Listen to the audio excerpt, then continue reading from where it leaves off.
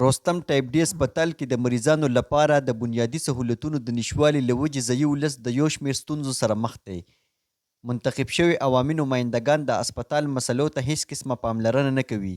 رستم هسپتال کې د ډاکټرانو کمې، پرمننټ لیډي ډاکټر نشوالی، ایکس ری روم، لیبر روم، کیجوالټي کې د مریضانو لپاره سهولتونه د نش برابر دي. د دې مسایلو له حل لپاره ام اس ټایپ ډي هسپتال رستم ډاکټر شاهنواز خان د ایچ ام سی کمیټې د ذمهوارو سره میټینګ کړی.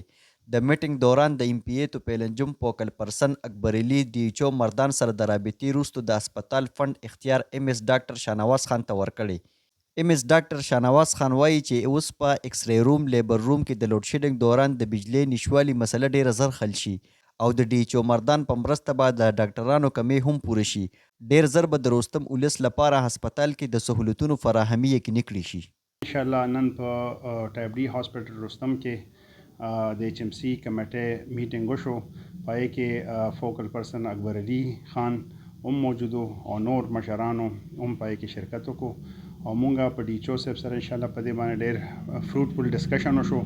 او ډېر زر چې کم میسنګ فیسیلیټیز دي د رستم تحصیل عوامو ته چې کم کمپلینټس دي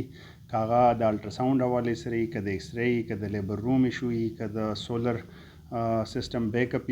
ان شاء الله ډېر زر به مونږ هغه ورکم کو او دا فند اوس مونږ ان شاء الله یوټیلایز کولی شو چې څومره دا پروپوزل مونږ ولیکو د کمیټي فنکشنل شي ایکټیو شي نو بیا د فند یوټیلایزیشن کې به مونږ دا کارونه په پرایورټي ان شاء الله کور کوو. په دې کې مونږ ډي ایچ او صاحب سره ډسکشن کوو لګیا دي او ډي ایچ او صاحب په نوټس کې ده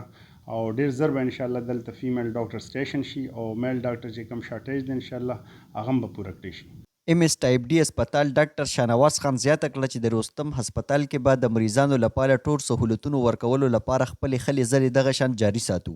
د کیمرا ټیم سره عمر خاکسار، رستم نیوز، مردان.